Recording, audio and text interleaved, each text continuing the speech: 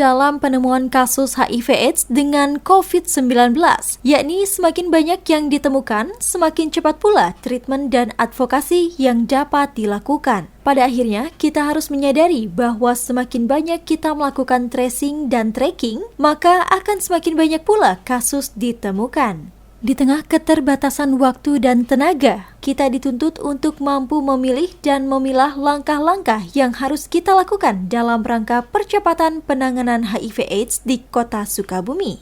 Hal tersebut diungkapkan oleh Wali Kota Sukabumi, Haji Ahmad Fahmi, saat menyampaikan sambutan pada peringatan Hari AIDS Sedunia atau HAS tingkat Kota Sukabumi, Selasa 1 Desember 2020 di Ruang Sentral Diagnostik Rumah Sakit R. Syamsuddin SH, Kota Sukabumi. Menurut data yang dihimpun oleh KPA Kota Sukabumi pada tahun 2018, terdapat 144 kasus HIV/AIDS. Tahun 2019 ada 169 kasus dan hingga bulan Oktober 2020 sudah ditemukan 124 kasus HIV/AIDS di Kota Sukabumi. Wali Kota juga menjelaskan, pada peringatan Hari AIDS Sedunia hari ini, temanya adalah perkuat kolaborasi, tingkatkan solidaritas. 10 tahun menuju akhir AIDS 2030.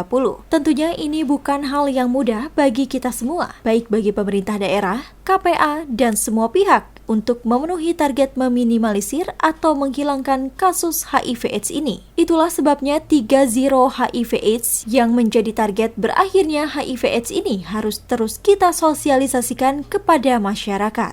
Wali Kota juga berharap berbagai pergerakan yang dilakukan baik yang berbasis pemerintah, kesehatan, dan warga masyarakat mampu mempercepat pencapaian target berakhirnya HIV/AIDS di tahun 2030 ini. Sementara itu, Sekretaris KPA Kota Sukabumi, HF Kusumajaya menjelaskan, beberapa kegiatan yang dilakukan dalam rangka memperingati Hari AIDS Sedunia ini, diantaranya kampanye dan screening tes HIV pada ibu hamil dengan target 2.515 ibu hamil, kampanye pencegahan dan penanggulangan HIV/AIDS melalui media digital, talk show di Radio Suara Perintis, mobile tes HIV, senam sehat, dan lomba membuat poster bertemakan HAS yang diikuti oleh warga binaan Lapas Kelas 2B Nyomplong, serta webinar HIV dengan pendekatan kepada remaja usia 10 sampai 24 tahun. Pertama, kita mengaktifasi teman-teman WPA, warga peduli HIV/AIDS. Ini sebagai garda terdepan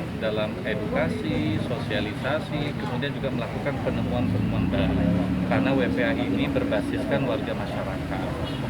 Selain itu tentunya di kita juga sudah ada roadmap untuk penanganan HIV/AIDS ini yang dikerjasamakan lintas sektor. Nanti ketika menemukan kasus baru dari WPA, lintas sektor yang bermain. Termasuk juga kita juga menyiapkan layanan di Rumah Sakit Syamsuddin ini dan juga di beberapa puskesmas yang sudah layak untuk menangani pasien ODA ini. Peningkatan kasus terjadi, tapi perlu saya sampaikan, bagi kami menemukan kasus baru itu jauh lebih baik dibandingkan kasus yang tidak ditemukan. Kenapa? Karena proses treatment atau proses advokasi kesehatan yang bisa kita jalankan. Tetapi tentu targetnya di 2030 kasus HIV/AIDS ini bisa hilang secara nasional.